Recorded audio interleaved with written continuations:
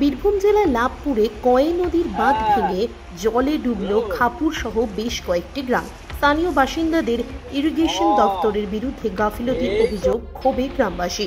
কুয়ে নদীর বাঁধ ভেঙে জলমগ্ন হয়ে পড়ল থিবা অঞ্চলের খাপুর গ্রাম।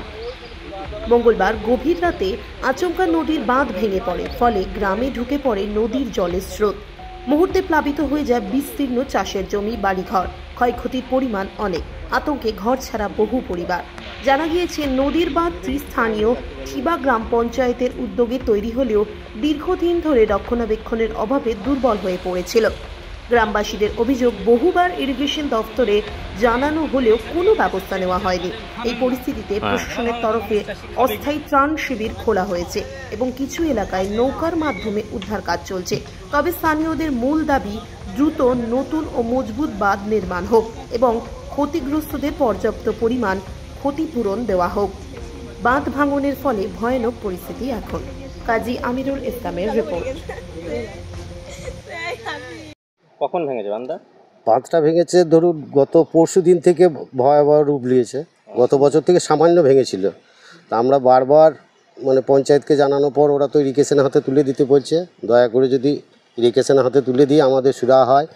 হ্যাঁ, আমাদের তো চাষের তো দূরের কথা, ঘর বাড়ি সদ্যে ভেসে যাওয়ার মতো ব্যাপার।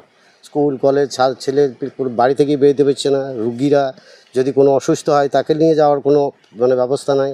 আমরা বারবার উপর মহলে জোরহাত করে বলছি, যাতে অনুরোধ করে বলছি যাতে আমাদের এইটুকু সুরাহা করে দিন।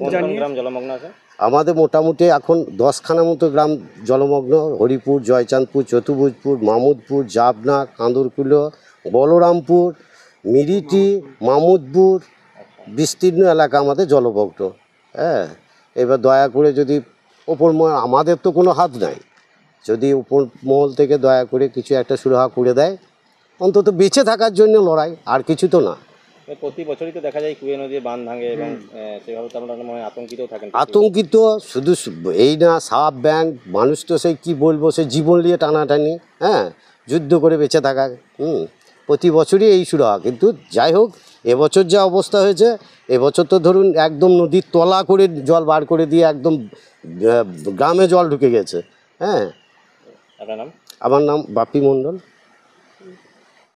বাঁধ আমাদের এই যে জলটা এলো, এই জলটা প্রথমে বাঁধ একটু ভাঙা ছিল গত বছর থেকে, এবং আমরা বারবার ইরিগেশন দপ্তর, আমাদের ব্যারেজ আছে ওখানে ওনারা আসেন, যখন ওখানে বাঁধ দেয় আমরা তখন বলেছিলাম ওখানে একটা ছোটোখাটো বাঁধ ভেঙে আছে, আপনারা একটু নজর দেন।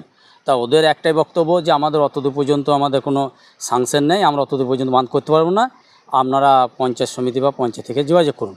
আমরা সেই অনুযায়ী আমরা পঞ্চায়েতকে বা পঞ্চায়েত সমিতিকে জানিয়েছি, এবং আমাদের সাইনদা আছেন, উনি চেষ্টা খুবই করেছেন, এবং উনি বলেছেন যে এক কাজ করো, তাহলে তোমরা একটা দরখাস্ত লিখে পঞ্চায়েতে বা পঞ্চায়েত সমিতিতে দিয়ে বা জেলা পরিষদে দিয়েছো। আমরা সেই মতো করেছি, কিন্তু ইরিগেশনকে আমরা বারবার বলছি যে আপনারা অন্তত যে ভাঙনটুকু আছে আপনারা একবার দেখুন, আপনারা একবার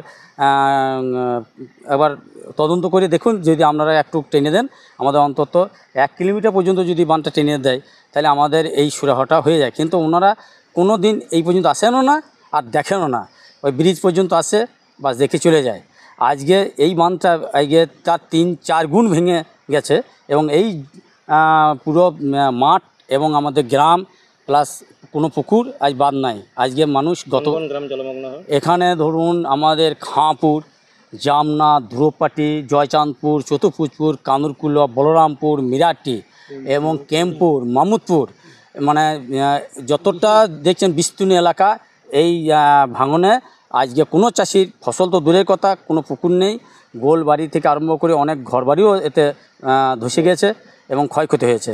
ইরিগেশনের বাঁধ করার পরে তারপরে এটা আপনারা নিজেরা তৈরি করেছিলেন? হ্যাঁ, এইটা না, ইরিগেশন যতটা করেছে, আমরা যে বাঁধটা দেখছেন এটা আমাদের পঞ্চায়েতের থেকে আমরা 100 দিনের কাজ ছিল, তখন নিজেরাই ট্র্যাক্টর করে মাটি দিয়ে আমরা পঞ্চায়েতের মাধ্যমে এটা আমরা করেছিলাম। কিন্তু আমরা ইরিগেশন দপ্তরকে বারবার বলছি, দেখুন যে ওই পারে মোটামুটি জয়চন্দ্র পর্যন্ত বা পুরো ইরিগেশন দপ্তর বাঁধটা করেছে, এবং ওই পারে একবার পিচ সহ রাস্তা হয়ে গেছে। অতএব আপনারা যদি একটুকু টেনে দেন, তাহলে অন্তত আমাদের গ্রামগুলো অন্তত বাঁচবে। মাঠে হয়তো প্রচুর বন্যা জল হলে হয়তো ভাঙবে কোনো জায়গায় না কোনো জায়গায়, কিন্তু অন্তত ছোটোখাটো জলে বা ইয়েতে গ্রামগুলো কিন্তু রক্ষা পাবে। কিন্তু ওনারা কোনো কর্ণপাত করছে না। আমরা বারবার বলছি যে আপনারা একবার দেখুন, আমাদের জমি দিচ্ছি, আমাদের মাটি দিচ্ছি, আমাদের কোনো সমস্যা নেই, শুধু একটুকু আপনারা যাতে বাঁধটা আমাদের এই ইরিগেশন দপ্তরকে দেওয়া হয়, বা ইরিগেশন দপ্তর যদি হাতে নেয় তাহলে এই আমাদের সুরা হবে। নইলে ধরুন এই এত বৃহৎ আমাদের পঞ্চায়েত থেকে আমরা বা থেকে এটা করা সম্ভব নয়। তা বারবার বলছি, তাই বিশেষ অনুরোধ ওনারা এসে দেখুন, যাতে আমাদের এই দিকটা ইরিগেশন দপ্তর হাতে নেয়, তাহলে আমরা খুব উপকৃত হব। মানে যে বাঁধটা আগে ভেঙেছিল সেটা কবে ভেঙেছিল? সেটা এই সামনে সিজনে অল্প ভেঙেছিল এবং সেটা খুব সামান্য ভেঙেছিল, কিন্তু সেইটা এই জলে একবারে ভয়াবহ রূপ নিয়ে নিয়েছে এবং এটা পরশুদিন বেশি করে মানে ভেঙে গেছে।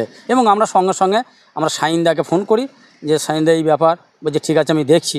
উনি যথারীতি সঙ্গে সঙ্গে নদীর জল তো প্রায় বেড়ে যায় এবং প্রতি বছরই একটা যে বাঁধ ভাঙার একটা আশঙ্কা তো থাকবেই। একটা আতঙ্কের পরিবেশে বাস করছে। আমরা আতঙ্কে, মানে আমাদের তো চারিদিকে রাস্তা জলমগ্ন, কোনো ছেলেপিলি স্কুলে যেতে পারে না, স্কুল তো যাওয়ার কোনো সম্ভবই নয়। এবং কোনো রুগী যদি কিছু হয়ে যায় আমরা ডাক্তারখানাও পর্যন্ত আমরা নিয়ে যেতে পারবো না। তাই আমাদের মোটামুটি বারবার অনুরোধ করছি যাতে এই বাঁধটা ইরিগেশন দপ্তর নিয়ে যদি আমাদের এখান থেকে যে জয়চাঁদপুর চতুর্ভুজুর আছে এই বাঁধটা যদি একটু স্ট্রেট করে দেয়, তাহলে নদীর জলটাও চলে যাবে, অথচ আমাদের ছোটোখাটো জলে আমাদের এতগুলো গ্রাম ভাসবে না। আপনার নাম? আমার নাম হচ্ছে বিধানচন্দ্র মণ্ডল।